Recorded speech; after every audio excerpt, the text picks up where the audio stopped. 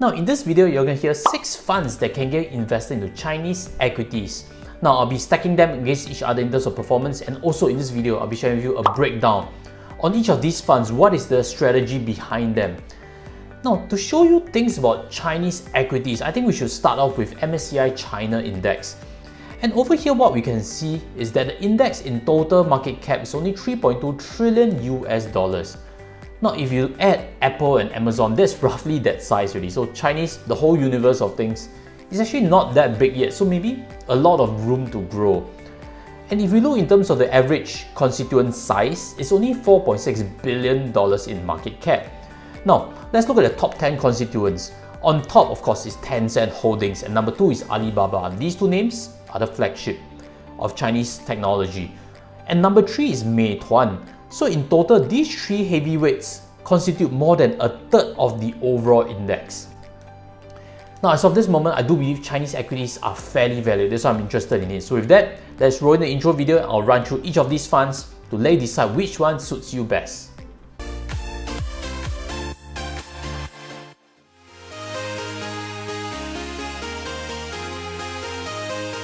Hi guys, welcome back, and let's dive on to things. The first fund to bring up that tracks Chinese index really well is actually iShares called MSCI China ETF. This is actually run by BlackRock, and BlackRock's ETFs are always very competitively priced, expense ratio of 0.2% per annum only. Now this fund is listed in Hong Kong, ticker 2801. Let's pull up between this fund as well as the index itself. On the left hand side, the green box is the iShares Core MSCI China ETF holdings. On the right, which has a red box, is actually the actual index itself. And what do you realize? The top 3 holdings are identical and the weightage is almost accurate. Now the subsequent names are also there, which means this ETF does indeed track the overall index very well. But in terms of performance, it's not that outstanding. That's why we'll be moving on to the second fund, which is actually run by Investco.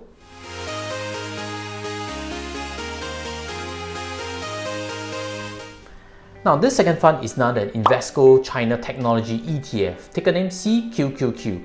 The expense ratio is 0.7%, which is higher, but let's look at the performance between the two itself, and this chart really shows things.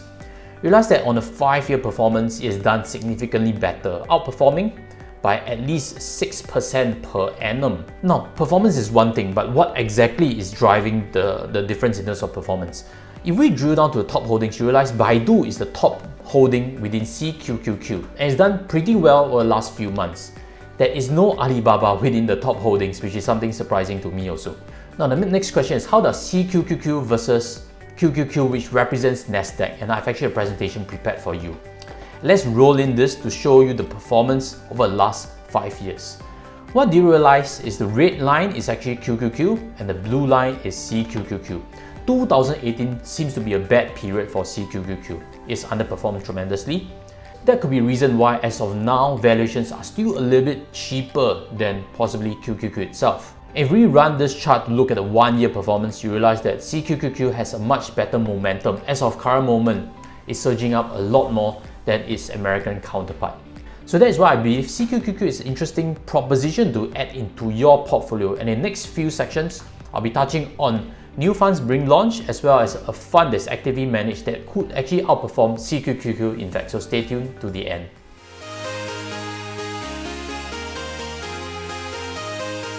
Now, the third fund that I'd like to suggest to you is actually the iShares Hang Seng Tech ETF. Now, this fund can actually get you, if you want to invest more into Hong Kong listings and be tech focused, because the objective of this ETF is actually track the 30 biggest tech and tech-enabled businesses listed in Hong Kong. This fund's expense ratio is pretty low at 0.25.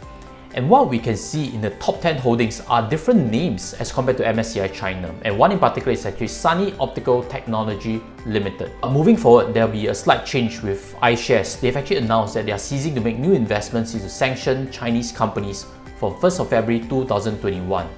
And 2 companies that are impacted are SMIC and Xiaomi. If we zoom back in on the top 10 holdings, you realize that they are both present on this ETF. And so moving forward, maybe without new investments in these 2 companies itself, the tracking error may be bigger from their underlying index.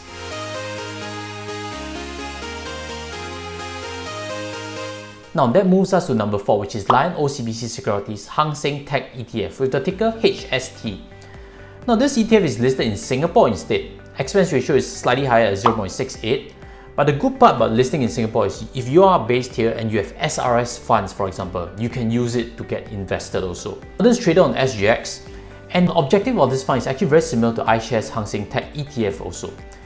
Now, if you plot the performance between the Ishares Hang Seng Tech ETF and the Lion OCBC Securities Hang Seng Tech ETF, you realize that these two show very similar performance.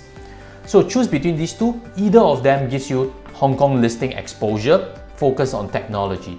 So with that, I'll move on to number 5 and number 6 on this list, which are actively managed funds, and they've actually shown very good performance also.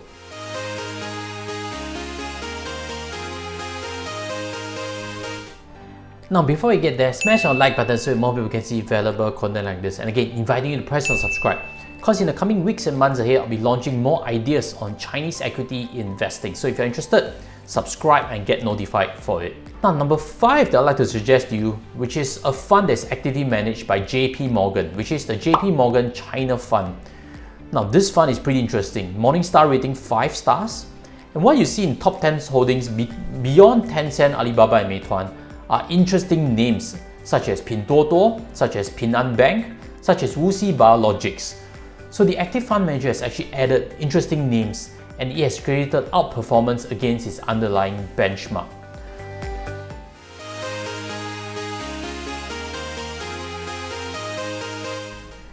And before we get to the performance charts, I'd like to introduce you to also Allianz China A-shares fund. This is also a fund very interesting if you want to get exposure to Chinese equities. This fund is also 5-star Morningstar rated, and what you realize is that its top 10 holdings are very different from all the 5 other funds that we have covered thus far. Number 1 is Jiangsu Hengli Hydraulic, and number 2 is Contemporary Aperex Technologies A. Now these are all different names as compared to the big caps, and what you realize is the difference in the holdings has actually contributed positively to having a high information ratio for this fund itself. That is why this is a fund that I've actually imputed into some of the portfolios that I've actually managed. And it's an interesting fund that I'll be continuously tracking moving forward. So I have for you actually a snapshot for all the funds that I've covered today. I've actually removed the 2 middle funds mentioned, which tracks the Hang Seng Tech Index, simply because they don't have too much of a long-term track record yet. So the remaining 4 funds are the first, iShares Core MSCI China ETF, which is 2801, the second, Investco China Technology ETF CQQQ, and the third, JP Morgan China A, and the fourth, Allianz China A-shares fund. How do they compare against each other? And this is the chart to show you things. Now the first thing to know is, of course, if equity markets are doing well, each and every fund that you buy is actually doing good also. But the outperformance between the other 3 against the 2801 is pretty significant, correct? Hopefully you agree on that. And with that, maybe the better suggestion would be either to lean to CQQQ for passive investing, or to use the JP Morgan or Allianz China A-shares for active investing. These 2 funds have at certain periods even outperformed CQQQ by quite a bit. Now, the main thing about investing into China again is be diversified. You can invest into emerging market fund to get exposure in China also, because China's weightage on emerging markets is pretty high still. Now, as always, if you're unsure, always look for a qualified advisor. And if you are interested in tech investing into China, I've actually a previous video that I'd like to introduce to you also. In general, I believe that Chinese equities are still fairly priced, and possibly they have also as good a potential as their American counterparts. And one name in particular is actually Alibaba.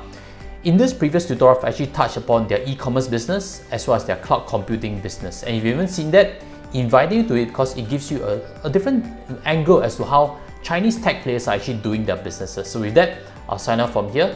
Thank you for watching. I'll see you in the video also. Take care and goodbye.